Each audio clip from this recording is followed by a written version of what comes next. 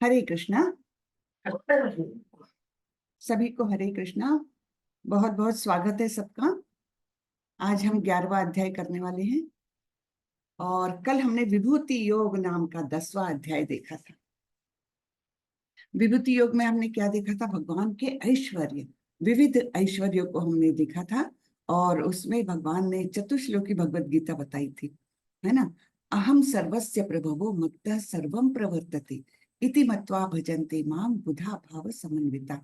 इस प्रकार से उन्होंने बताया था कि मैं ही, मुझसे ही सारे ही भौतिक जगत, आध्यात्मिक जगत, सारा कुछ मुझी से उद्भूत है। और फिर अंत में बताया था कि किस प्रकार भक्त जो है उसके मन में मैं अपने आप से ज्ञान का दीपक जो है वो प्रज्वलित करके उसके अज्ञान को मैं दूर करता हूँ, अज्ञान रूपी अंधकार को मैं दूर करता हूँ। इस प्रकार उन्होंने चतुश्लोकी भगवत गीता में बताया था। और वो सुनने के बाद अर्जुन पूरी तरह से कन्विंस हो गए थे कि हाँ, आप ही पर ब्रह्म परम धाम पवित्रम परमम भवान, है ना। उन्होंने मान लिया था कि हाँ, आप ही है जो सब कुछ है, एब्सोल्यूट ट्रुथ जो जिसे कहते हैं, परम सत्य, हाँ, जिससे सारे ही जगत उद्भूत हुए हैं। ये सब मान लिया था अर्जुन ने। लेकिन अब यहाँ पर हमको 11वें अध्याय में एक अजीब बात देखने मिलेगी कि अर्जुन फिर से बोलता है कि हाँ, मैं 10वें अध्याय में बोला है, मैं तो मान गया हूँ। लेकिन 11वें अध्याय में अर्जुन बोलते हैं, कृपा करके मुझे आपका विराट रूप दर्शन कराइए। तो इसके बारे में हम, इस विराट रूप को आज के अध्याय में हम देखने वाले हैं। बहुत ही अद्भुत ऐसा ये रूप हमें भगवान दिखाने वाले हैं। तो चलिए सब लोग तैयार। मैं मंगलाचरण करके इस अध्याय की शुरुआत करूंगी।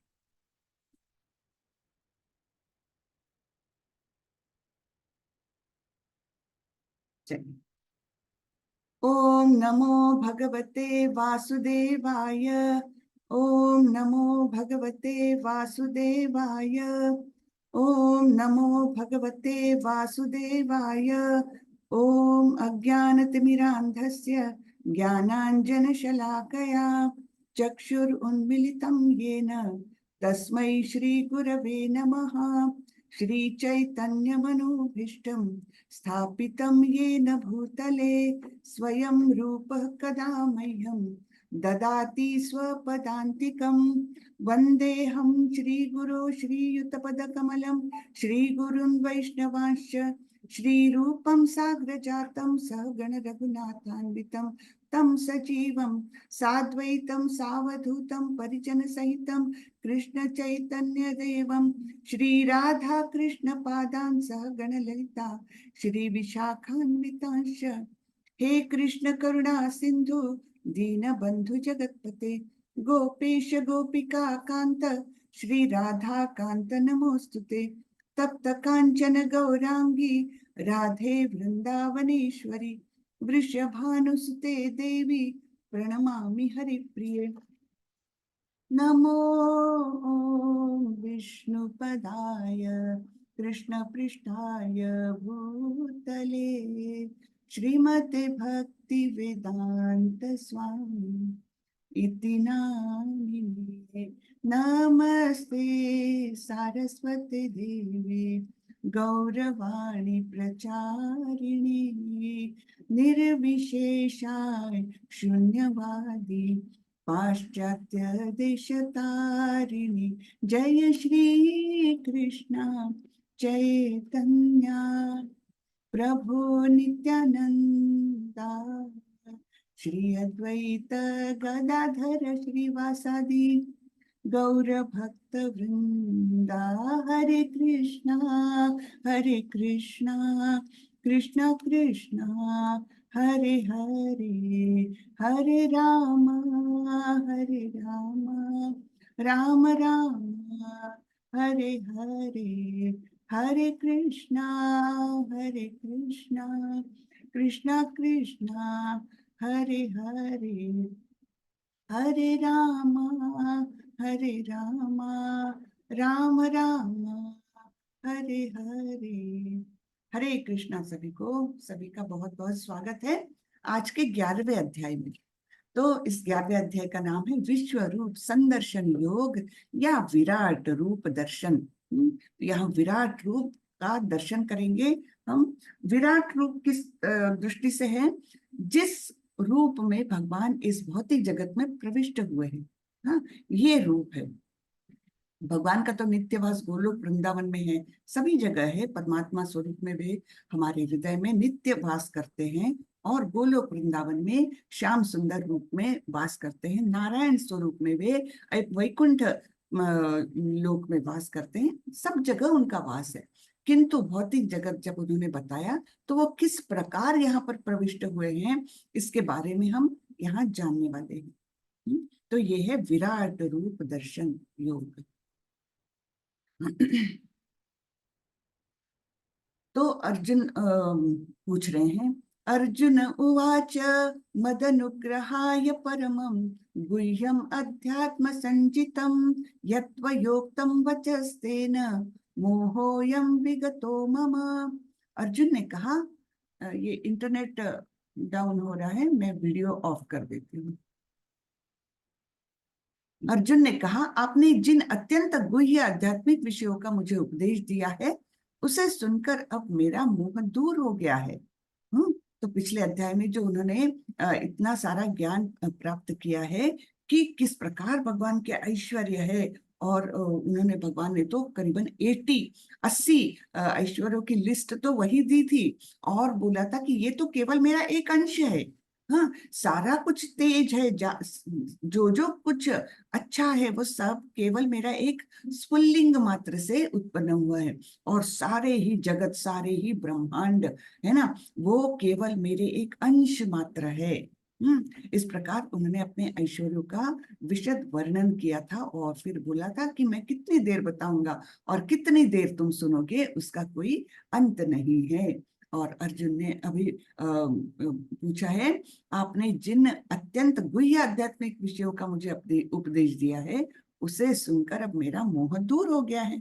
मोह दूर हो गया। अब क्या हो रहा है आगे देखते हैं हम। एक मिनट।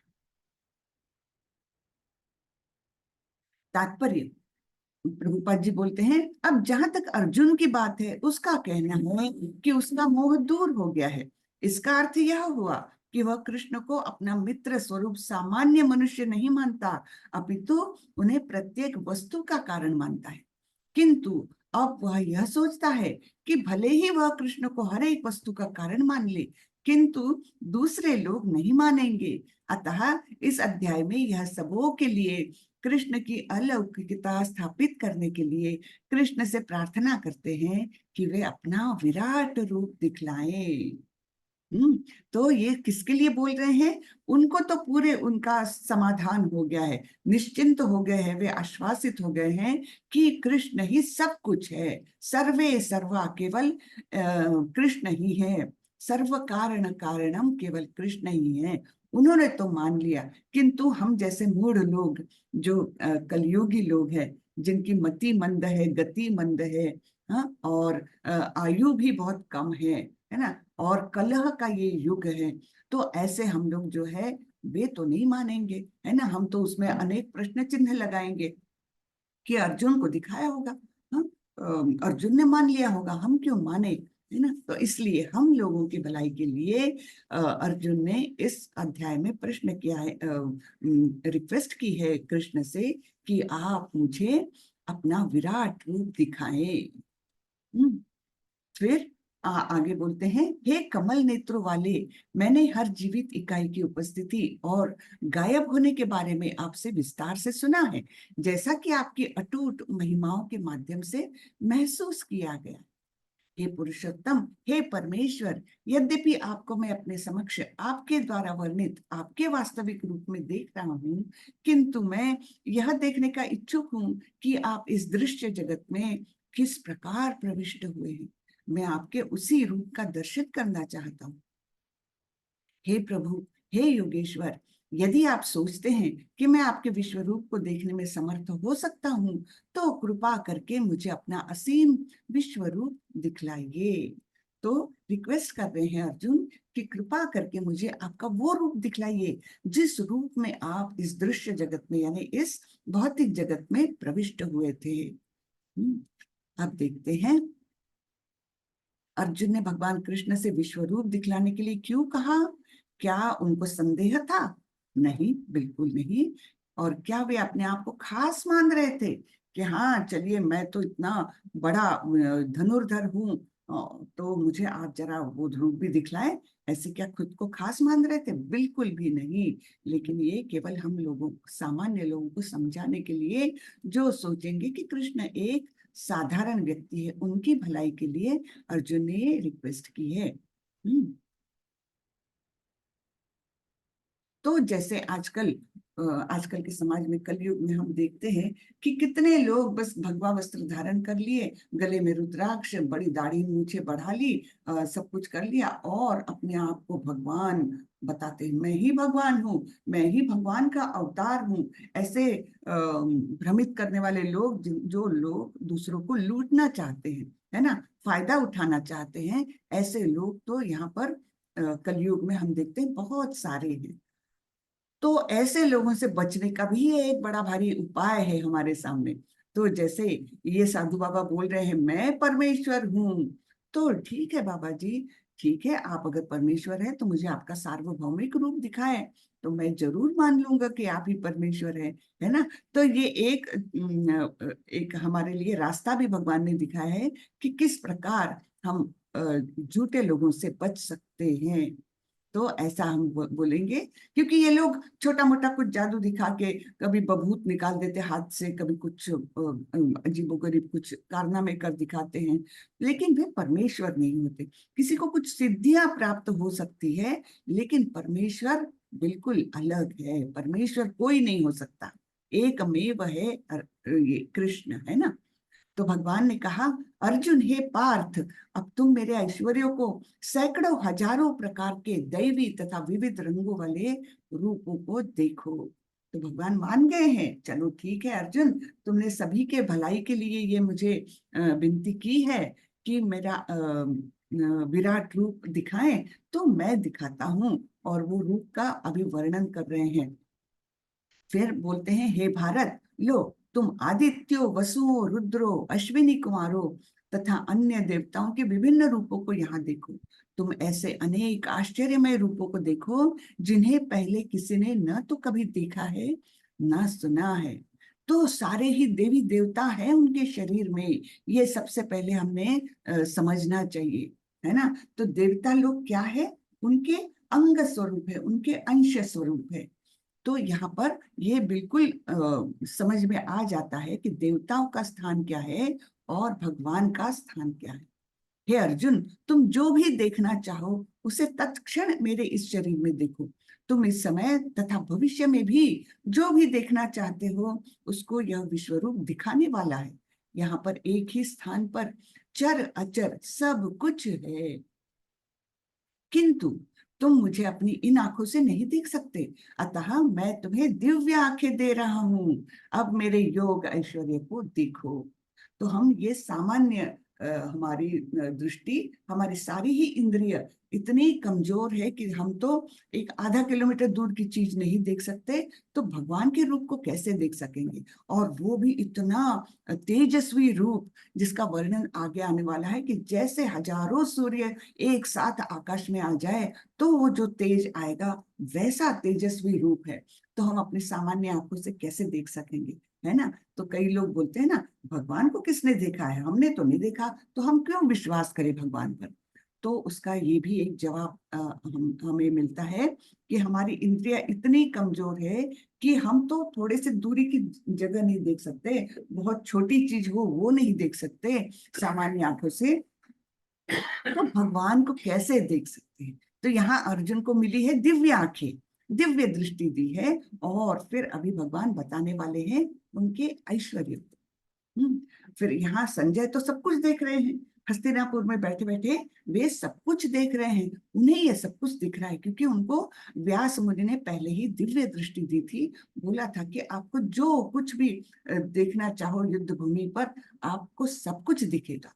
तो संजय बोल रहे हैं एवमुक्त्वा ततो राजन् महायोगेश्वरो हरिः दर्शयामास पार्थाय परमं रूपमैश्वरम्। संजय ने कहा, हे राजा, इस प्रकार कहकर महायोगेश्वर भगवान ने अर्जुन को अपना विश्व रूप दिखाया। तो हस्तिनापुर में बैठ के वे धृतराष्ट्र को वर्णन कर रहे हैं कि इस प्रकार अब कृष्ण ने अर्जुन को अपना विश्व रूप दिखाया। अर्जुन ने इस विश्व रूप में असंख्य मुख, असंख्य नेत्र तथा असंख्य आश्चर्यमय दृश्य देखे। यह रूप अनेक दैवी आभूषणों से अलंकृत था और अनेक दैवी हथियार उठाए हुए था। यह दैवी मालाएं तथा वस्त्र धारण किए थे और उस पर अनेक दिव्य सुगंधियां लगी थी। सब कुछ आश्चर्यमय, तेजमय, असीम तथा सर्वत्र व्याप्त था। तो इतना अद्भुत ये दृश्य है कि उसमें असंख्य मुख, नेत्र और इतने असंख्य उनको आश्चर्यमय दृश्य दिखाई दे रहे हैं। उनमें हथियार थे, अनेक अनेक अलंकार थे, अनेक सुंदर दैवी मालाएं और सुंदर सुंदर वस्त्र पहने हुए थे। और इतना ही नहीं, ये केवल दृश्य नहीं, उसमें 3D क्या है, सुगंधिया का भी है कि जिसको वह महसूस कर सके। तो इस प्रकार ये अत्यंत आश्चर्यमय दृश्य उन्हें देखने को मिला। यदि आकाश में हजारों सूर्य एक साथ उदय हो तो उनका शायद प्रकाश परम पुरुष के इस विश्व रूप के तेज की समता कर सके। इतना सब कुछ तेजस्वी था। उस समय अर्जुन भगवान के विश्व रूप में एक ही स्थान पर स्थित हजारों भागों में विभक्त ब्रह्मांड के अनंत अंशों को देख सका। तो सब कुछ ब्रह्मांड में जो कुछ है, और वो भी हजारों हजार ब्रह्मांडों में, अनेक ब्रह्मांड में विभक्त जो कुछ है, सब कुछ देख सकता था, अनेक अंशों को देख सकता था। तब मोहग्रस्त एवं आश्चर्यचकित रोमांचित हुए अर्जुन ने प्रणाम करने के लिए मस्तक झुकाया और वह हाथ जोड़कर भगवान से प्रार्थना करने लगे। है ना, इतना अद्भुत रूप अपना मित्र दिखा रहा है, तो उस समय अर्जुन के मन में क्या क्या भावनाएं जागृत हुई, है ना। तो सबसे पहले तो नम्रता से उन्होंने प्रार्थना करना चालू कर दिया। अर्जुन ने कहा, ये प्रार्थनाएं बहुत विशिष्ट है। यानी मैंने बताया था ना कि जब हम मंदिर में जाते हैं तो हमने क्या करना चाहिए, भगवान की स्तुति सबसे पहले करना चाहिए। ये नहीं कि मुझे भगवान ये चाहिए, मुझे भगवान मुझे ये दे दो, मुझ पर कृपा करो, ऐसी याचनाएं सबसे पहले नहीं करना चाहिए। सबसे पहले उनकी स्तुति करना चाहिए। और स्तुति हम अपने शब्दों में क्या करें, अपने शब्द तो बहुत ही कमजोर है ना। हम तो बहुत ही मतलब मंद बुद्धि है कलयुगी लोग। तो हमने सहारा लेना चाहिए जो महान लोगों ने प्रार्थनाएं की है भगवान के लिए, उनका सहारा लेकर उनके सामने जाना चाहिए। जैसे हुई ब्रह्म संहिता, जैसे हुई कुंती स्तुति या भीष्म स्तुति, या ये अर्जुन द्वारा की जा रही है जो स्तुति, ये हमने याद करनी चाहिए उस समय, है ना। चाहे आप देखकर भी बोल लीजिए भगवान के सामने, तो भी भगवान बहुत प्रसन्न हो जाते हैं स्तुति सुनकर। तो अर्जुन बोल रहे हैं, हे भगवान कृष्ण, मैं आपके शरीर में सारे देवताओं तथा अन्य विविध जीवों को एकत्र देख रहा हूँ। मैं कमल पर आसीन ब्रह्मा, शिव जी तथा समस्त ऋषियों एवं दिव्य सर्पों को भी देख रहा हूँ। हे विश्वेश्वर, हे विश्वरूप, आपके शरीर में अनेक हाथ, पेट, मुंह तथा आंखें देख रहा हूँ जो सर्वत्र फैले हैं और जिनका अंत नहीं है। आप में न अंत दिखता है, न मध्य और न आदि। ये वर्णन हो रहा है, आगे जाकर के प्रार्थना आएगी। आपके रूप को उसके चकाचौंध के कारण देख पाना कठिन है, क्योंकि वह प्रज्वलित अग्नि की भांति अथवा सूर्य के अपार प्रकाश की भांति चारों ओर फैल रहा है। तो भी मैं इस तेजोमय रूप को सर्वत्र देख रहा हूँ, जो अनेक मुकुटों, गदाओं तथा चक्रों से विभूषित है। तो ये सब वर्णन आ रहा है कि किस प्रकार ये जो विराट रूप है, ये अत्यंत तेजस्वी और अत्यंत अद्भुत, चकित करने वाला और आगे जाकर तो भयानक भी होने वाला है। तो ये सब कुछ अर्जुन देख रहे हैं और साथ ही साथ वहां से संजय भी देख रहे हैं। आप परम आद्य ज्ञेय वस्तु है। आप इस ब्रह्मांड के परम आधार अर्थात आश्रय हैं। आप अव्यय तथा पुराण पुरुष है। आप सनातन धर्म के पालक भगवान हैं, यही मेरा मत है। आप आदि मध्य तथा अंत से रहित है, आपका यश अनंत है, आपकी असंख्य भुजाएं हैं और सूर्य चंद्रमा आपकी आंखें हैं। मैं आपके मुख से प्रज्वलित अग्नि निकलते और आपके तेज से इस संपूर्ण ब्रह्मांड को जलाते हुए देख रहा हूं। तो क्या क्या देख रहे हैं अर्जुन, है ना। अद्भुत सब कुछ दृश्य है वो, कि जहां पर भगवान के मुख से अग्नि भी निकल रही है और वो तेज इतना ज्यादा है कि सारा ही मतलब प्रकाश से एकदम उसकी उनकी आंखें चकाचौंध हो गई। यद्यपि आप एक है, किंतु आप आकाश तथा सारे लोकों एवं उनके बीच के समस्त आकाश में व्याप्त है, यानी सर्वत्र व्याप्त है उनका रूप। हे महापुरुष, आपके इस अद्भुत तथा भयानक रूप को देख के सारे लोग भयभीत है। हाँ? तो पहले उनको बहुत आश्चर्य हुआ, अभी उनका भी मन भयभीत हो रहा है और बता रहे कि सारे ही लोग भयभीत हो रहे हैं आपके इस भयानक रूप को देख करके। देवों का सारा समूह आपकी शरण ले रहा है और आप में प्रवेश कर रहा है। उनमें से कुछ अत्यंत भयभीत होकर हाथ जोड़े आपकी प्रार्थना कर रहे हैं। महर्षियों तथा सिद्धों के समूह कल्याण हो कहकर वैदिक स्तोत्रों का पाठ करते हुए आपकी स्तुति कर रहे हैं। तो इस प्रकार ये अत्यंत भयानक और भव्य रूप हुए देख रहे हैं। हे महाबाहु, आपके इस अनेक मुख, नेत्र, बाहु, जांघ, पांव, पेट तथा भयानक दांतों वाले विराट रूप को देखकर देवतागण सहित सभी लोग अत्यंत विचलित है और उन्हीं की तरह मैं भी हूँ। तो ऐसी ऐसी भावनाएं अर्जुन के मन में जागृत हो रही है, आश्चर्य है और भयभीत हो रहे हैं, वे विचलित हो रहे हैं। हे सर्वव्यापी विष्णु, नाना ज्योतिर्मय रंगों से युक्त आपको आकाश का स्पर्श करते, मुख फैलाए तथा बड़ी बड़ी चमकती आंखें निकाले देखकर भय से मेरा मन विचलित है। मैं न तो धैर्य धारण कर पा रहा हूं और न ही अपना मानसिक संतुलन ही पा रहा हूं। तो इस प्रकार अब अर्जुन का मानसिक संतुलन डगमगा रहा है, इतना भयंकर रूप देखकर, है ना। तो आगे बढ़ते हैं। धृतराष्ट्र के सारे पुत्र अपने समस्त सहायकारों के सहित तथा भीष्म, द्रोण, कर्ण एवं हमारे प्रमुख योद्धा भी आपके विकराल मुख में प्रवेश कर रहे हैं। उनमें से कुछ के शिरों को तो मैं आपके दांतों के बीच चूर्णित हुआ देख रहा हूं। तो कितना भयंकर दृश्य है। एक मिनट। हाँ,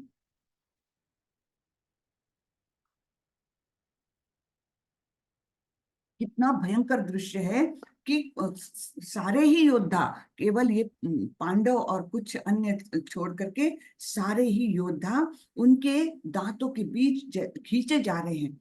जैसे समुद्र की ओर नदियां अपने आप खींची जाती है, उस प्रकार ये सारे योद्धा उनके मुख की तरफ खींचे जा रहे थे। ये यहाँ पर आप देख सकते, देखिए, है ना। सारे योद्धा एकदम उनके मुख में खींचे जा रहे थे और वे दबाए भी जा रहे थे, दांतों के बीच में चूर्णित हो रहे थे, उनका चूर्ण हो रहा था। ये दृश्य भी अर्जुन ने देखा। जिस प्रकार नदियों की अनेक तरंगे समुद्र में प्रवेश करती है, उसी प्रकार ये समस्त महान योद्धा भी आपके प्रज्वलित मुखों में प्रवेश कर रहे हैं। बहुत भयंकर दृश्य ऐसा अर्जुन को दिखाई दे रहा है। तो ये क्या है, भगवान ने कहा, समस्त क्या है, समस्त जगतों को विनष्ट करने वाला काल मैं हूँ और मैं वही समस्त लोगों का विनाश करने के लिए आया हूँ। तुम्हारे यानी पांडवों के सिवा दोनों पक्षों के सारे योद्धा मारे जाएंगे। तो कृष्ण ने ये बता भी दिया कि सब लोग मृत्यु को प्राप्त करने वाले हैं, केवल तुम लोगों के अलावा। तो मैं काल रूप में यहाँ प्रविष्ट हो रहा हूँ। तो इस प्रकार भगवान ने अपने सारे यानी देवता गुणों का उनमें सहभाग होना, सारे शरीर में देवता गण अलग अलग दिखना, और फिर उसी में एक है काल रूप, जिसके बीच में, जिसके मुख में सारे योद्धा जो है वो खींचे जा रहे थे। तो इस प्रकार का भयंकर मन विचलित करने वाला दृश्य भी भगवान ने दिखाया। और बोला कि इनको मैं मारने के लिए ही आया हूँ काल रूप में। और भगवान अब बता रहे हैं, तस्मात् उत्तिष्ठ यशो लभस्य जित्वा शत्रुन् भुङ्क्ष राज्यं समृद्धं मयैवैते निहता पूर्वमेव निमित्तमात्रं भव सव्यसाचिन्। अतः उठो, लड़ने के लिए तैयार हो और यश अर्जित करो, अपने शत्रुओं को जीत कर संपन्न राज्य का भोग करो। ये सब मेरे द्वारा पहले ही मारे जा चुके हैं, और हे सव्यसाची, तुम तो युद्ध में केवल निमित्त मात्र हो सकते हो। अर्थात इसका क्या मतलब हुआ कि भगवान जो चाहते हैं वो तो होना ही है। भगवान चाह रहे हैं कि इन दुष्ट कौरवों का नाश हो जाए, तो वो तो होना ही है। तो तुम उसमें सहभाग लो या ना लो, तुम युद्ध करो या ना करो, वे तो मेरे द्वारा पहले ही मारे जा चुके हैं। अब तुम केवल निमित्त मात्र बनो। निमित्त मात्र बनने के लिए क्यों बोल रहे हैं? क्योंकि भगवान ये सारा क्रेडिट जो है ना, वो अर्जुन को और पांडवों को देना चाहते हैं। नहीं तो वे तो खुद ही मार सकते हैं, एक तिनका भी उठा के वे सारी पूरी की पूरी सेना को मार सकते हैं, लेकिन वे क्रेडिट देना चाह रहे हैं अर्जुन को। तो निमित्त मात्रम भव सव्यसाचिन, केवल निमित्त बनो।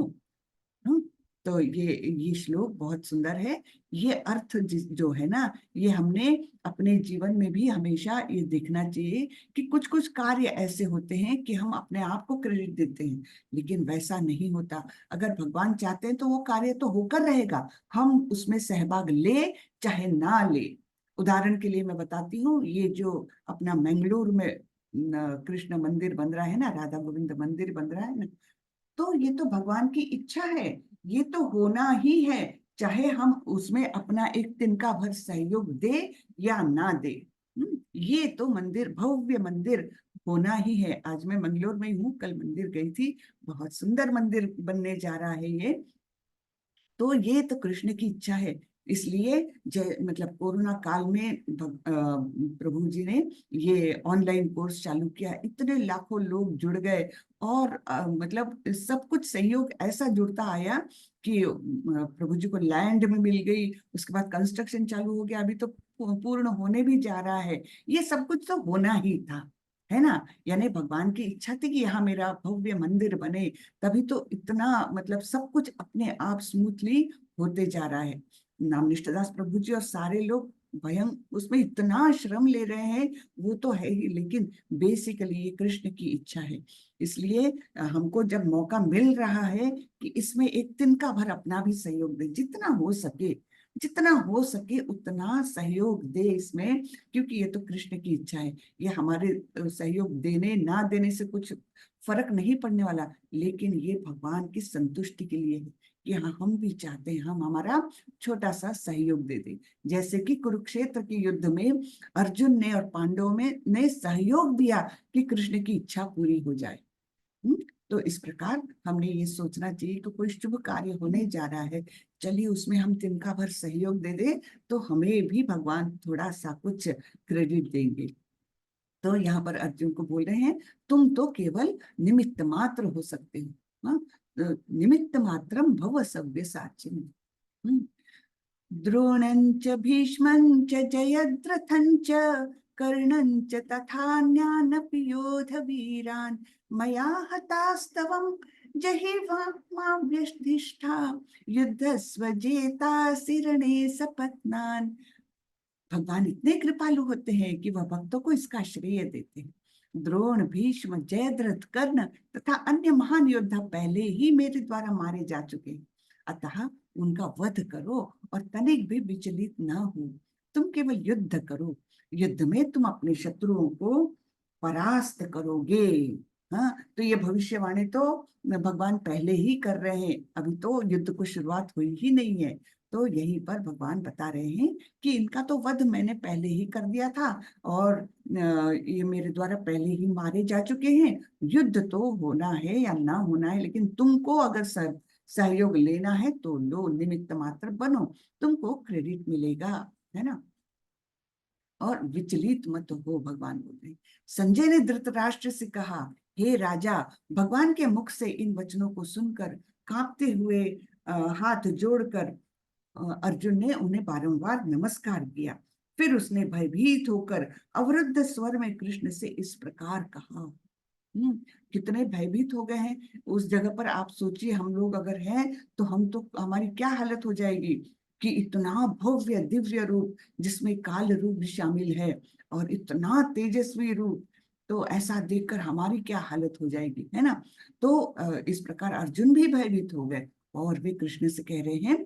अर्जुन ने कहा, हे ऋषिकेश, आपके नाम के श्रवण से संसार हर्षित होता है और सभी लोग आपके प्रति अनुरक्त होते हैं। यद्यपि सिद्ध पुरुष आपको नमस्कार करते हैं, किंतु असुरगण भयभीत है और इधर उधर भाग रहे हैं। यह ठीक ही हुआ हे महात्मा, आप ब्रह्मा से भी बढ़कर है। आप आदि सृष्टा है ना। ब्रह्मा जी आदि सृष्टा नहीं है, ब्रह्मा जी सेकेंडरी क्रिएटर है। आदि यानी प्राइमरी क्रिएटर कौन है? भगवान कृष्ण। तो आप आदि सृष्टा है, तो फिर आपको सादर नमस्कार क्यों न करे। हे अनंत, हे देवेश, हे जगन निवास, आप परम स्रोत, अक्षर, कारणों के कारण तथा इस भौतिक जगत के परे हैं। आप आदि देव, सनातन पुरुष तथा इस दृश्य जगत के परम आश्रय हैं। आप सब कुछ जानने वाले हैं और आप ही सब कुछ है जो जानने योग्य है। हाँ, यानी भगवान सब कुछ जानते भी है और हमारे लिए वो के मतलब सबसे इम्पोर्टेंट है, हम मतलब उनको जाने। हाँ, आप ही जानने योग्य है।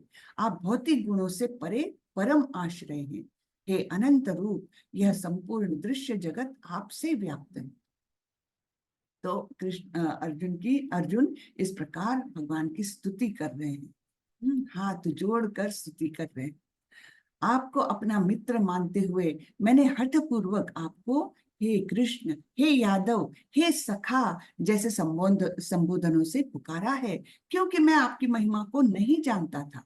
मैंने मूर्खतावश या प्रेमवश जो कुछ भी किया है, कृपया उसके लिए मुझे क्षमा कर दे। यही नहीं, मैंने कई बार आराम करते समय, एक साथ लेटे हुए या साथ साथ खाते या बैठे हुए, कभी अकेले तो कभी अनेक मित्रों के समक्ष आपका अनादर किया है।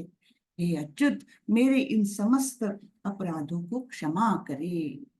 तो अर्जुन को ये याद आ रहा है, हाय मैंने तो इनको अपना मित्र समझते हुए कितनी ठिठोली की है, इनसे कभी मस्ती की है, कभी प्रेम से उनको संबोधन किया है, या फिर कभी कभी उनका अनादर भी किया है दोस्तों के साथ।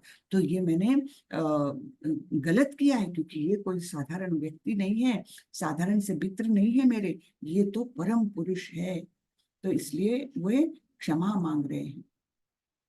पहले कभी न देखे गए आपके विराट रूप का दर्शन करके मैं पुलकित हो रहा हूँ, किंतु साथ ही मेरा मन भयभीत हो रहा है। अतः आप मुझ पर कृपा करें और हे देवेश, हे जगन निवास, अपना पुरुषोत्तम भगवत स्वरूप पुनः दिखाए। अब वो इतना तेजस्वी रूप देखकर अर्जुन तो एकदम घबरा गए और वे सोचने लगे, नहीं नहीं, इससे तो अच्छा है मैं उनको सामान्य रूप में देखूं, जिसका मैं आदी हूँ, जिनको मैंने बार बार देखा है, ऐसे उनके सामान्य रूप में ही उनका दर्शन करना अच्छा है। ये तो दिव्य भव्य रूप मेरे मुझे सामान्य होने नहीं दे रहा, विचलित कर रहा है बार बार। तो अतः मुझ पर कृपा करे और मुझे अपना पुरुषोत्तम भगवत स्वरूप पुनः दिखाइए, ऐसे रिक्वेस्ट कर रहे हैं, है ना। हे विराट रूप, हे सहस्त्र भुज भगवान, मैं आपके मुकुटधारी चतुर्भुज रूप का दर्शन करना चाहता हूँ, जिसमें आप अपने चारों हाथों में शंख चक्र गदा तथा पद्म धारण किए हुए, मैं उसी रूप को देखने की इच्छा करता हूँ। तो अर्जुन ने अपनी इच्छा जाहिर की कि आप बस करिए, मैं भयभीत हो रहा हूँ, विचलित हो रहा हूँ, तो मुझे आपका, पहले तो मुझे चतुर्भुज रूप भी दिखा दीजिए और फिर सामान्य आपके द्विभुज रूप का ही मैं आदि हूँ। हे कुरुश्रेष्ठ, अभी कृष्ण बोल रहे हैं, हे कुरुश्रेष्ठ, तुमसे पूर्व मेरे इस विश्व रूप को किसी ने नहीं देखा, क्योंकि मैं न तो वेदाध्ययन के द्वारा, न यज्ञ, दान, पुण्य या कठिन तपस्या के द्वारा इस रूप में इस संसार में देखा जा सकता हूँ। तो केवल वे उनके मित्र थे और परम भक्त थे अर्जुन, इसलिए कृष्ण ने उनकी विनती सुनकर और उनको अपना विश्व रूप दिखाया। लेकिन बता रहे हैं कि इसके पूर्व किसी ने भी नहीं देखा। अब पार्शियल जो विश्व रूप दर्शन है वो देखा गया है, वो यशोदा मैया को भी दिखाया उन्होंने, है ना, लेकिन वो पार्शियल था, है ना। पूर्ण विश्व रूप दर्शन केवल अर्जुन को ही दिखाया। तो एक बार यशोदा मैया को अपने मुख में दिखाया था ब्रह्मांडों का दर्शन, और एक बार उन्होंने दुर्योधन को भी दिखाया था, जब वे पांडवों के दूत बनकर दुर्योधन के पास गए थे और दुर्योधन ने उनका बहुत अपमान किया था और बोला था कि इनको तो बंदी बना लो। तब क्रोधित होकर भगवान ने उन्हें अपना छोटा विश्व रूप दर्शन कराया था। इतना पूर्ण नहीं, छोटा सा विश्व रूप दर्शन कराया था जो वो सभी लोग देख सके। और तब भी और दुर्योधन इतना मंदमती था कि तब भी उनको लगा कि ये तो कोई जादूगरी दिखा रहा है। हाँ, तो अपने सैनिकों को बोला था कि इनको बंदी बना लो। लेकिन तब भीष्म और द्रोणाचार्य सबने बीच बचाव किया और बोला कि दूत को कभी भी आप बंदी नहीं बना सकते, इनका असली स्वरूप तुम देखो, यही भगवान है। लेकिन दुर्योधन मानने को तैयार नहीं था। उसकी बुद्धि पूरी मोहित हो गई थी, अंधी हो गई थी उसकी बुद्धि, केवल उसको लालच था अपनी राज्य का। तो इस प्रकार भगवान ने पार्शियल विश्व रूप दर्शन पहले भी कराया था, लेकिन यहाँ पर वे पूर्ण विश्व रूप दर्शन करा रहे हैं, कराया है उन्होंने। और भगवान बता रहे हैं कि ये रूप मेरा कोई भी नहीं देख सका, क्योंकि चाहे आप ज्ञानी हो, वेदाध्ययन करो, यज्ञ करो, दान पुण्य सब कुछ कर लो, लेकिन फिर भी इस संसार में मैं इस रूप में कभी किसी को नहीं देखती, किसी ने नहीं देखा। तुम मेरे भयानक रूप को देखकर अत्यंत विचलित एवं मोहित हो गए हो, अब इसे मैं समाप्त करता हूँ। हे मेरे भक्त, तुम समस्त चिंताओं से पुनः मुक्त हो जाओ, तुम शांत चित्त से अब अपना इच्छित रूप देख सकते हो।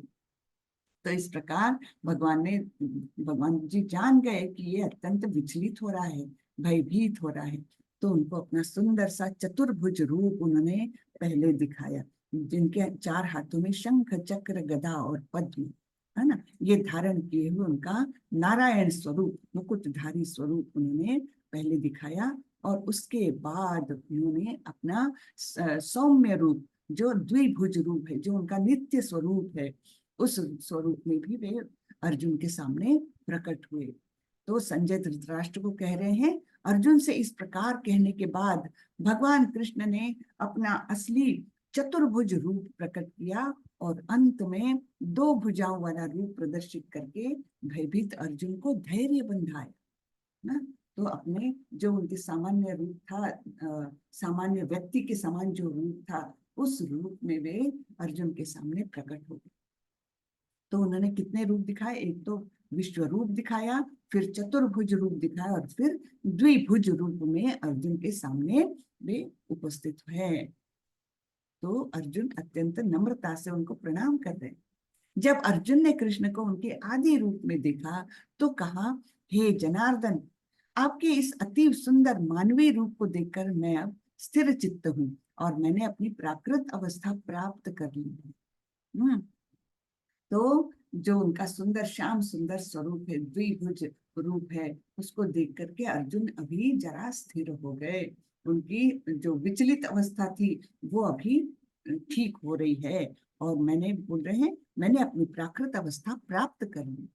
श्री भगवान ने कहा, हे अर्जुन, तुम मेरे जिस रूप को इस समय देख रहे हो उसे देख पाना अत्यंत दुष्कर है। यहाँ तक कि देवता भी इस अत्यंत प्रिय रूप को देखने की ताक में रहते हैं, क्योंकि देवताओं को भी दर्शन मिलता है वो चतुर्भुज रूप का, नारायण रूप का दर्शन मिलता है।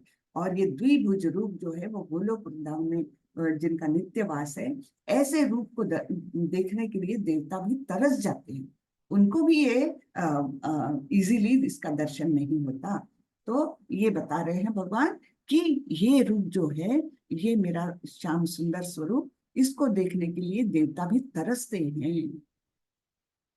अब यहाँ पर बता रहे हैं, भक्त्या त्वनन्यया शक्यम अहमेवं विधोर्जुन ज्ञातुम द्रष्टुम च तत्वेन प्रवेष्टुम च परंतप। हे अर्जुन, केवल अनन्य भक्ति द्वारा मुझे उस रूप में समझा जा सकता है जिस रूप में मैं तुम्हारे समक्ष खड़ा हूँ, और इसी प्रकार मेरा साक्षात दर्शन भी किया जा सकता है। तो यहाँ पर फिर से आया अनन्य भक्ति। इसके बारे में हम 12वें अध्याय में, अगले अध्याय में देखने वाले हैं कि किस प्रकार भक्ति के भी स्तर बनाए हैं भगवान ने। सबसे ऊंची है अनन्य भक्ति। तो केवल अनन्य भक्ति द्वारा मुझे इस रूप में, यानी द्विभुज रूप में समझा जा सकता है जिस रूप में मैं तुम्हारे समक्ष खड़ा हूं, और इसी प्रकार मेरा साक्षात दर्शन भी किया जा सकता है। केवल इसी विधि से तुम मेरे ज्ञान के रहस्य को पा सकते हो, यानी भक्ति द्वारा ज्ञान प्राप्त कर सकते हो, है ना। तो यहाँ पर भी भगवान बता रहे हैं कि किस प्रकार भक्ति ही सर्वश्रेष्ठ है। भक्ति द्वारा तुम ज्ञान के रहस्य को पा सकते हो। फिर यह आखिरी श्लोक आता है 11वें अध्याय का। मत कर्म कृन्मत परमो मद्भक्तः संगवर्जितः निर्वैरः सर्वभूतेषु यः स मामेति पांडव। हे अर्जुन, जो व्यक्ति सकाम कर्मों तथा मनोधर्म के कल्मश से मुक्त होकर मेरी शुद्ध भक्ति में तत्पर रहता है, जो मेरे लिए ही कर्म करता है, जो मुझे ही जीवन लक्ष्य समझता है, और जो प्रत्येक जीव से मैत्री भाव रखता है, वह निश्चय ही मुझे प्राप्त करता है। तो क्या क्या बताया है? सकाम कर्म और मनोधर्म के कल्मश से मुक्त होना है। सकाम कर्म यानी भगवान मैं तुम्हारी पूजा कर रहा हूँ, तो ये सब कर रहा हूँ, आप मुझे ये दे दो, यानी ये व्यापार हुआ एक प्रकार से, सकाम कर्म हुआ, है ना। कि मैं गरीबों को दान दे रहा हूँ जिससे मुझे पब्लिसिटी मिले, मेरे परिवार वाले मेरी वाहवाही करे, मेरे मित्र सब बोलेंगे अरे ये तो बड़ा दानी व्यक्ति है। तो ये सब क्या हुआ? सकाम कर्म हुआ। और मनोधर्म के कल्मश से, मन में हमारे अनेक कल्मश है ना, कि मुझे ये चाहिए, मुझे ये नहीं मिला, ये मुझे इसके, इस व्यक्ति के विषय में क्रोध है, मैं इससे ईर्ष्या करता हूँ, अनेक कल्मश है ना। काम क्रोध लोभ मोह मद मत्सर, है ना, ये सब कल्मश है। तो इन कल्मशों से मुक्त होना है, ये पहली कंडीशन। जो व्यक्ति सकाम कर्मों तथा मनोधर्म के कल्मश से मुक्त होकर मेरी शुद्ध भक्ति में तत्पर रहता है, यानी किसी कि जिसमें उसको केवल वो शरणागत स्वरूप में मेरी भक्ति करता है ना। मैं ही सभी कारणों का कारण हूँ ये जानकर मेरी भक्ति करता है। शुद्ध भक्ति जिसमें कोई अपने अस्तित्व के लिए नहीं, केवल मेरी सेवा के लिए जो भक्ति है, वो शुद्ध भक्ति। जो मेरे लिए ही कर्म करता है, जो भी कर्म करेगा वो किस प्रकार करेगा? भगवान के लिए कर्म करना है, ये सोचकर सारे कर्म फल मुझे अर्पित करके इस प्रकार जो कर्म करता है, और जो मुझे ही जीवन लक्ष्य समझता है। ये कितना इंपॉर्टेंट है ना। तो केवल मनुष्य जन्म में हमको ये संधि मिलती है कि हम अपना जीवन लक्ष्य तय करें। बाकी तो सब प्राणी जीवन में क्या है? खाना पीना सोना, बच्चे पैदा करना, मर जाना, बस इतना ही उनका जीवन है। उनको अगले जीवन की या इस जीवन के मतलब इस शरीर को छोड़ने के बाद मेरा आगे का प्रवास कैसा होगा, ये सब सोचना उनके लिए बस की बात ही नहीं। ये केवल हम मनुष्य जीवन में कर सकते हैं। तो इसलिए हमने जीवन लक्ष्य तय करना चाहिए। और जीवन लक्ष्य भौतिक कोई तय करे तो क्या करे, है ना। कोई मतलब है क्या उसको कि मेरा जीवन का लक्ष्य है मैं मर्सिडीज कार खरीदूंगा, ये कोई लक्ष्य हुआ? बिल्कुल नहीं, है ना। हमारा तो जीवन ही इतना छोटा सा है, और वो सब भौतिक चीजें प्राप्त करके क्या होना है? हम मरे तो हमारी चीजें वो यहीं पर रहने वाली है, हम तो उसका भोग नहीं करने वाले। तो उसको जीवन लक्ष्य बना के क्या मतलब है? हमें तो स्थायी जीवन लक्ष्य ऐसा बनाना है कि जिससे हमारी आगे की गति, उत्तम गति में हम जाएं, भगवत धाम जाएं, जहां से हमें फिर से इस दुखालयम अशाश्वतम में जन्म ना लेना पड़े, है ना। ये हमारा जीवन लक्ष्य होना चाहिए। क्योंकि जीवन की 4 वास्तविक समस्याएं क्या है? वास्तविक समस्या जिसका कोई भी हल नहीं निकाल सकता, वो है जन्म मृत्यु जरा व्याधि। जन्म मृत्यु जरा, जरा यानी बुढ़ापा, व्याधि यानी बीमारियां। तो ये हमारे जीवन की असली समस्याएं हैं। तो इनका समाधान हम कभी भी नहीं निकाल सकते अगर हम भौतिक जगत में पड़े रहे। तो इसका समाधान केवल तब निकलेगा जब हम हमारे नित्य धाम को जाएंगे। तब वहां न तो जन्म है, न तो मृत्यु है, न बुढ़ापा, न रोग। तो वास्तविक समस्याओं से छुटकारा पाना, ये हमारा जीवन लक्ष्य होना चाहिए। तो आगे भगवान बताते हैं, और जो प्रत्येक जीव से मैत्री भाव रखता है, सारे ही जीव जो है वो जानता है सारे जीवों के हृदय में है परमेश्वर, परमात्मा स्वरूप में। तो इसलिए सारे जीवों से भाव उसका मैत्रीपूर्ण रहेगा। कोई भी उसका दुश्मन नहीं रहेगा, किसी से भी उसको ईर्ष्या नहीं होगी, किसी का वो द्वेष नहीं करेगा। तो इस प्रकार सबसे मैत्री भाव है, तो वह निश्चय ही मुझे प्राप्त करता है। ये ये जो 55वां, हरे कृष्णा, कृपया म्यूट रखे अभी।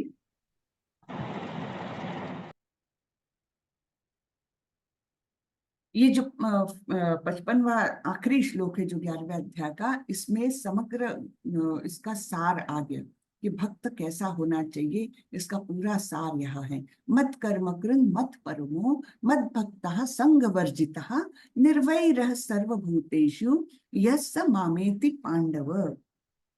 तो ये श्लोक बहुत सुंदर है, इसको भी आप लोग कंठस्थ करें तो बहुत अच्छा रहेगा। तो ये आखिरी श्लोक आया। तो भगवान कृष्ण के प्रति अविभाजित भक्ति सेवा कैसे शुरू करें, है ना। हमारे मन में आता है कि हाँ, अनन्य भक्त बोलने को कह रहे हैं, लेकिन हम स्टार्ट कहाँ से करें, कैसे करें। तो इसका भी हमें प्रभुपाद जी ने सॉल्यूशन दिया है, चैतन्य महाप्रभु ने सॉल्यूशन दिया है कि अविभाजित भक्ति सेवा कैसे शुरू करें। सवेरे का जो ब्रह्म मुहूर्त का समय है 5 से 6 बजे तक, तब हमने हरि नाम जपना ही चाहिए। हरे कृष्ण कृष्ण कृष्ण हरे हरे, हरे राम राम राम हरे हरे। इसका जप करें ब्रह्म मुहूर्त पर उठ के। ये शुरुआत है हमारे भक्तिमय जीवन की। फिर आगे क्या करें, आगे क्या करें हमें। ये मोबाइल, ये कार, ये पैसा, धन संपत्ति, घर, इनके प्रति अपना आकर्षण कम करे, अनासक्त हो जाए इसके लिए, और अपना हृदय जो है वो कृष्ण को दे। हरे कृष्ण महामंत्र जब हम बोलते जाएंगे, तब धीरे धीरे धीरे हमारे मन में कृष्ण के प्रति प्रेम उमड़ेगा, और इन सबों के लिए हमारे मन में अनासक्ति थोड़ी थोड़ी पैदा होने लगेगी। आसान नहीं है, लेकिन होता है ना। तो इस प्रकार हम भक्ति सेवा शुरू कर सकते हैं कृष्ण को अपना हृदय देकर। तो यहाँ पर सारांश आता है। अर्जुन कृष्ण से अपने सार्वभौमिक रूप को दिखाने का अनुरोध करता है। शुरू में हमने देखा, पहले से लेकर चौथे श्लोक तक अर्जुन ने उनको विनती की है। फिर भगवान अपने सार्वभौमिक रूप का वर्णन करते हैं। हाँ, बताते हैं कि अभी ये देखो तुम, अनेक मुख, अनेक हाथ, अनेक पैर, अनेक उदर वाले इस रूप को देखो। और फिर इसी रूप का वर्णन संजय द्वारा भी किया जाता है वहां पर धृतराष्ट्र को बताने के लिए। फिर सार्वभौमिक रूप को देखकर अर्जुन का अनुभव, पहले वे विचलित हुए, फिर भयभीत हुए, है ना। भयभीत क्यों हुए, क्योंकि वो देख रहे थे कि इतने सारे योद्धा भगवान के मुख में, अनेक मुखों से एक मुख में जो काल रूप है, उस मुख में अनेक योद्धा खींचे जा रहे थे, और वो मुख उनको चूर्ण बना रहा था दांतों के बीच में दबा के।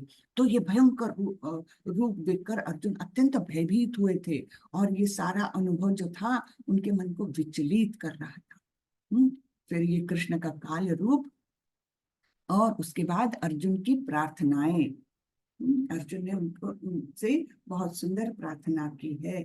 फिर कृष्ण को देखने के लिए शुद्ध भक्ति की जरूरत है। तो सब विचलित होने के बाद फिर अर्जुन ने उनको विनती की थी कि आपका सामान्य रूप मुझे दिखाएं, मेरा मन भयभीत हो रहा है।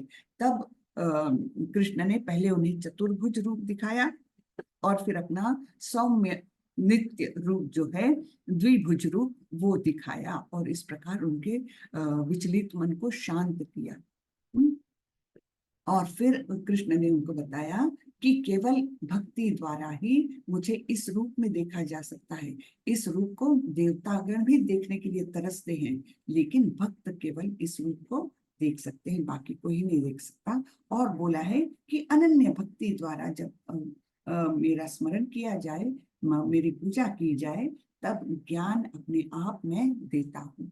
और फिर वो क्वालिफिकेशंस दिए थे, मत कर्म कृन मत परमो मत भक्ता संग वर्जिता निर्वैर सर्वभूतेषु मत भक्ति लभते पराम, है ना। इस प्रकार उन्होंने ये बताया था कि क्या क्या करना चाहिए।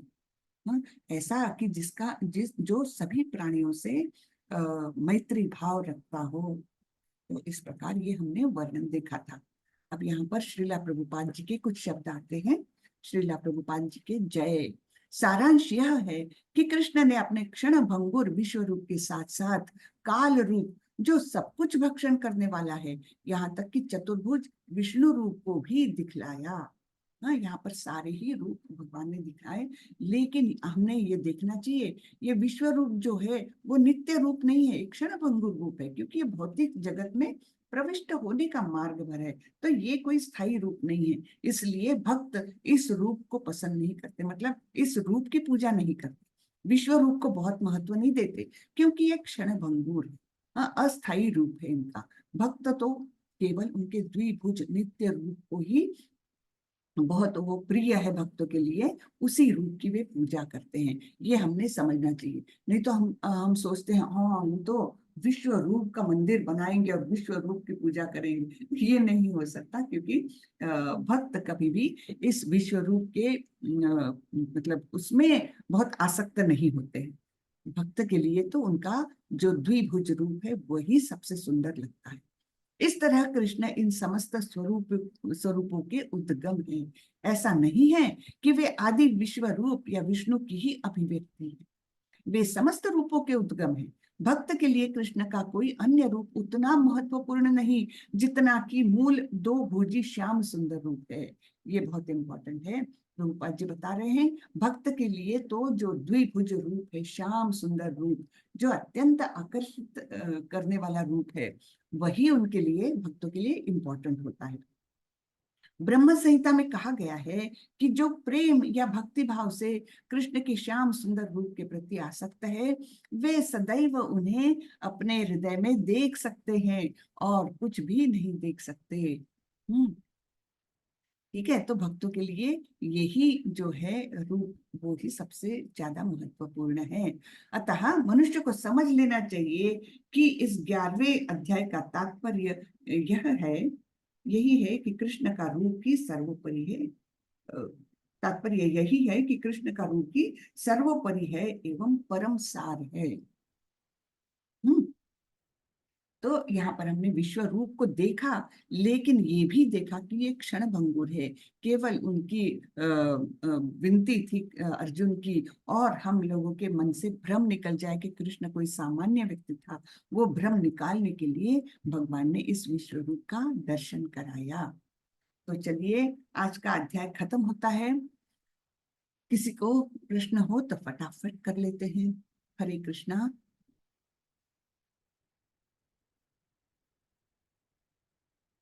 संध्या माता जी। हाँ, हरे कृष्णा माता जी। हरे कृष्ण अ, जी। हाँ, मेरा ये प्रश्न था माता जी कि भगवान कृष्ण जी ने अपना इतना दिव्य रूप दिखाने के लिए अर्जुन को ही क्यों सिलेक्ट किया? क्योंकि जैसे अभी ये संवाद में भी आपने बताया कि कृष्ण भगवान ने उनको बोला कि आप तुम मेरे परम मित्र हो, इसलिए मैं तुम्हें ये रूप दिखा रहा हूँ। लेकिन ये तो परमपिता परमेश्वर है, मित्रता शत्रुता ये सब चीजों से ये परे हैं। तो ऐसा अर्जुन में क्या विशेष था कि भगवान ने उनको ही सिलेक्ट किया? जी जी। देखिए, हमने देखा था भक्ति जब होती है, भक्ति जी। 5 रसों में से एक कोई तो भी रस चुन के उसमें जब हम वो पूरी तरह से निमग्न हो जाते हैं, तो ये साख्य रस में अर्जुन निमग्न थे, है ना। साख्य रूप यानी सखा बन करके वे भक्त थे, परम भक्त थे वे, हाँ, और सखा रूप में। तब जब सखा ने उनको रिक्वेस्ट की है, तब उन्होंने वो दिखाया। जैसे कोई मित्र हमें कोई रिक्वेस्ट करता है तो हम वो कर देते हैं, है ना, मित्र के लिए। तो इसलिए अर्जुन को क्यों चुना? क्योंकि वह परम भक्त और परम सखा थे उनके, इसलिए उनको चुना। सामान्य व्यक्ति को किसी को क्यों चुनेंगे? क्योंकि अगर हम उनके प्रति निष्ठा ही नहीं रखते तो वो क्यों दिखाएंगे? जैसे एक अध्याय में बताया गया है ना कि जिसके मन में अगर देवताओं की पूजा करने की इच्छा निर्माण हो तो वो उसको भी सपोर्ट करते हैं, उस इच्छा को भी वे पूरी करते हैं। तो इच्छा हमारी, तो वहां अर्जुन की इच्छा है कि आप ये मुझे दिखाए, विनती की है उन्होंने, और वे परम सखा परम भक्त है, तो फिर क्यों ना करेंगे कृष्ण, है ना। हम जैसे कि मन में तो पहले ही हम शंका लेंगे कि वास्तविक ये है कि नहीं, तो शंका रहित हो गए थे 10वें अध्याय में। अर्जुन के मन में कोई शंका नहीं थी। और हम शंकित मन से अगर किसी को बोलते हैं कि अरे जरा दिखा सकते हो, दिखाओ, तो भगवान क्यों दिखाएंगे ऐसे व्यक्ति को, है ना। तो इसलिए लेकिन परम सखा और परम भक्त, ये जी, 2 क्वालिफिकेशंस, और मन में उनके कोई शंका नहीं थी कि ये ही परम पिता परमेश्वर है। ये 10वें अध्याय में ही उनको क्लियर हो गया था। तो माता जी अब जैसे हम रामायण का देखें तो जी उसमें राम भगवान भी यही रूप थे, है ना? कृष्ण भगवान विष्णु भगवान का ही रूप थे। जी तो जैसे लक्ष्मण तो उनके छोटे भाई थे, उन्होंने भी अपने आप को पूरा समर्पित कर दिया था राम भगवान पे। जी वो उन्होंने भाई के जैसे उनकी भक्ति की, भाई के जैसे माना, तो जी। उनको भी तो दिखा सकते थे श्री राम भगवान। तो उन्होंने विनती कहाँ की उनको? उन्होंने कौन सा इच्छा अच्छा। है ना, लक्ष्मण ने कब इच्छा जाहिर की कि मुझे जरा आपका रूप दिखाएं? इच्छा ही नहीं अच्छा जाहिर तो की, है ना। हाँ, ठीक है। जी मतलब अब जैसे गीता का सार देने के लिए, उपदेश देने के लिए तो ये तो अर्जुन के मन से नहीं आया था। अच्छा लेकिन ये संवादों से ही होते गया और हाँ। वो वहां तक नहीं, पहुंच गए। हुँ, क्यों क्यों उपदेश दिया? क्योंकि पहले अध्याय में हम देखते हैं कि अर्जुन पूरी तरह से भ्रमित हो गया था, पूरी तरह जी। से भ्रमित, और उन्होंने बोला था मैं युद्ध नहीं करूंगा, यानी वे अपने कर्तव्य से विमुख हो रहे थे। उसके बाद भी कृष्ण ने उन्हें उपदेश देना चालू नहीं किया। जब अर्जुन उनके शरणागत हुए, उनके शिष्य हुए, उसके बाद उन्होंने उपदेश देना चालू किया है। हाँ, तो ये समझने वाली बात है कि जब तक हम कृष्ण को शरणागत नहीं हो जाएंगे, जब तक हम किसी को मतलब गुरु को भी हम वो स्थान पर नहीं देखेंगे, मैं आपका शरणागत हूँ गुरु, और मैं आपका शिष्य हूँ, आप मुझे उपदेश दे, ये जब तक हम गुरु को भी नहीं बोलेंगे ना, गुरु भी पूरा उपदेश नहीं देंगे। तो यहाँ तो कृष्ण हाँ, है, जब ओके। अर्जुन उनके शरणागत हुए, शिष्य हुए, और बोले कि मुझे आप उपदेश दें, वो 7वां हुँ, श्लोक है ना 2 अध्याय का, हुँ, कार्पण्य दोषोपहत स्वभावा पृच्छामि त्वाम धर्म सम्मूढ़ चेता, है ना। ये सब हुँ, हुँ। उन्होंने बताया कि मेरे मन में कृपण दुर्बलता आ गई है, और ये मेरे लिए क्या श्रेयस्कर है ये भी मैं नहीं समझ सक रहा हूं, तो आप मुझे उपदेश दीजिए। ये जब शरणागत होकर वे कृष्ण के पास गए, तब कहीं कृष्ण ने उनको उपदेश देना चालू किया, तब तक नहीं किया। हाँ, मतलब जब तक हमारे मन में किसी चीज़ के लिए एकदम प्रबल इच्छा नहीं होगी, तब तक वो चीज़ हमें नहीं मिलती है। हम ये भी सही इससे बात है, निकाल सकते हैं बिल्कुल। कंक्लूज़न। जी जी, बिल्कुल सही। ठीक है ना। थैंक यू सो मच, या माता जी, धन्यवाद। हरे हरे कृष्ण। कृष्ण। और किसी का कुछ प्रश्न है? अ, अनीता श्रीवास्तव माता जी, हरे कृष्णा। माता जी। हरे हरे कृष्णा। कृष्णा जी। माता जी थोड़ा सा 10वां का वो 10वां 11वां का थोड़ा सा श्लोक समझा दीजिए तो। अर्जुन इस विश्व में असंख्य मुख्य। 10वां और 11वां, ठीक है, देखते हैं। हाँ। एक मिनट।